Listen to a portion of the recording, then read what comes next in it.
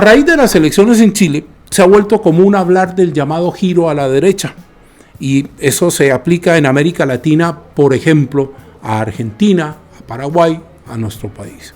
Y resulta que se hacen una serie de preguntas de por qué está existiendo esta nueva derecha. Y la verdad no es que la gente se haya vuelto más liberal, conservadora o admiradora de propuestas económicas. Es algo más simple y más evidente. La gente está cansada. ¿Y por qué se cansó la gente? Porque resulta que vive en países que se tornaron inseguros, que son más caros económicamente y más enredados. Están cansados de tener esa sensación de que el Estado no llega cuando lo necesitan, y si llega, llega tarde, de que sí aparece este Estado para exigir, fiscalizar o dar lecciones, o incluso para crear entelequias, edificios de pensamiento que solo los entienden los iniciados y no la gente común y corriente. Uno debería decir que cuando la vida cotidiana, el día a día, se desordena, la discusión ideológica pasa a segundo plano. Entonces, aquellos que prometieron mejorar la vida sin que todo se descontrolara, se encontraron con que la inflación, que es un hecho real, golpea el bolsillo. El miedo, que es un hecho real también, se instaló en barrios donde no estaba, y el discurso político, el de los gobernantes, comenzó a sonar lejano, incluso moralizante, poco conectado, lo voy a decir en buen chileno, con lo que pasa en la micro, en el almacén o cuando uno vuelve a las 3 de la mañana a su casa. Frente a eso, la oposición encontró un lugar perfecto. ¿Sabe qué hizo? Voy a usar una expresión política que se acuñó acá. Se puso en el balcón, esperó. ¿Por qué? Porque no necesitaba ni de grandes acuerdos, ni acuerdos difíciles, ni grandes ideas. Dejó que el gobierno se desgastara.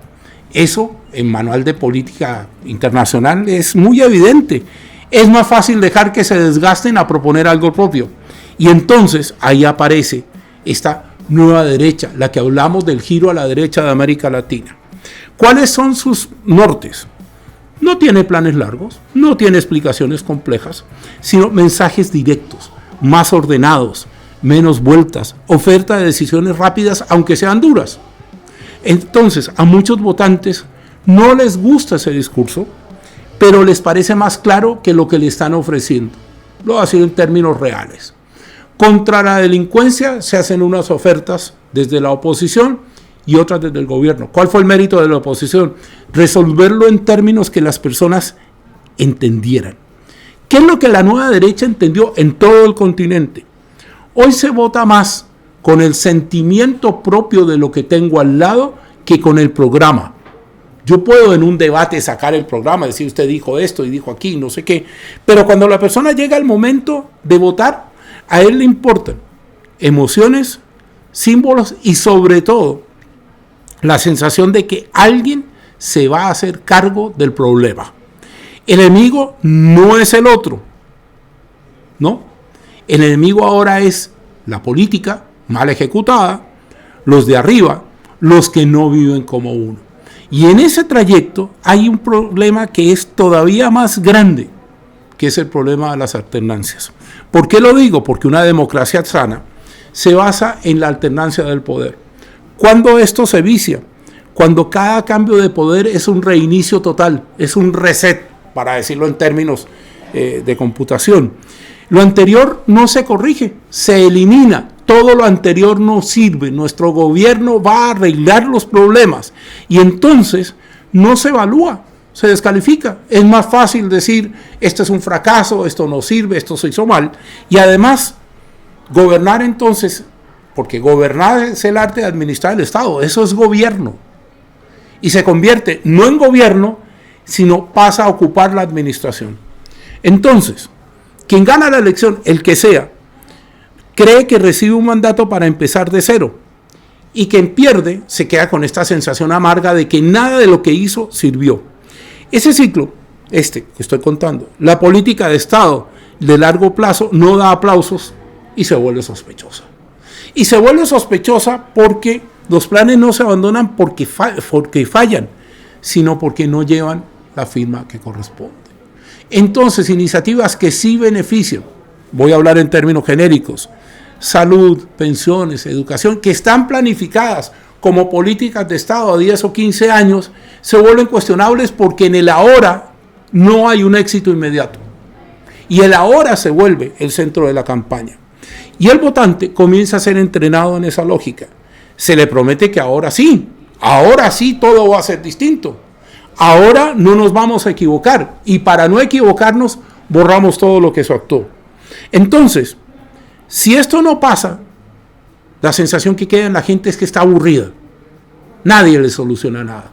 Nadie le soluciona que hay una bandita de malvivientes que le impidan salir de su casa. Nadie le soluciona que caminando en el centro de sus capitales alguien en Colombia se dice raponazo, aquí se dice no sé cómo se dice, a la carrera, le robe su reloj que le ha costado trabajo. Nadie se preocupa porque no le roben el auto que le ha costado todo su trabajo. Y entonces ahí empieza a pasar lo otro, que es que vamos alternando a ver si cambiamos el rumbo. Pero ojo, eso termina profundizando la frustración, porque usted tiene que llegar y al primer año lo gasta en desmontar lo anterior, el segundo lo gasta en montar lo que usted quiere proponer, y de pronto, si tiene suerte, en el tercero y el cuarto año de su administración puede implementar quizá el 20 o el 25% de lo que quería hacer. Entonces, la impaciencia no es solo en la votación, es en el poder. Son gobiernos cortos de mirada. Son decisiones pensadas para el titular de la prensa y el like de redes sociales y no en la política de Estado. Se lo voy a ejemplarizar. Usted va a hacer una inversión. Usted piensa en esa inversión a largo plazo. Va a comprar su casa. En este esquema que le estoy diciendo, a usted no le preocupa comprar la casa. Le preocupa arrendarla. No le preocupa que esté en buen estado, le da lo mismo, la va a arreglar. Y así finalmente el desprecio por una cierta continuidad se vuelve un rasgo compartido, tanto, ojo, por quienes prometen cambio, por quienes prometen orden y por quienes están en el poder. Buena parte de la región, como lo dije al comienzo, no se volvió de derecha, aunque sí está eligiendo alternativas que se expresan como tales. Lo que cambia no es la doctrina. ¿Sabe qué cambia? La tolerancia que yo tengo frente al desorden y la ineficacia. Y le voy a dar un ejemplo. A usted lo pueden llenar de planes, de propósitos. ¿Y usted qué es lo que va a mirar? Si es eficiente o no. Si a usted le roban el auto o no. Si usted puede salir de su casa o no. Y quien le prometa a usted que usted va a volver a ese orden, a esa vigencia de la ley, pues va a ganar la elección simplemente porque no hay otra alternativa. La pregunta que tenemos que hacernos es, ¿y qué va a pasar? Porque esto es un diagnóstico demoledor. Usted me dirá, ¿y en 4 años volvemos a cambiar de rumbo? Pues, discúlpeme, no lo sé porque el que vota es usted. Pero sí le digo una cosa, que mientras no entendamos que las políticas son de Estado y que los gobiernos llegan a administrar el Estado y no el feudo, no el puesto, como le dicen en Venezuela, de los enchufados, de los ñoquis, como lo dicen en Argentina, no vamos a avanzar.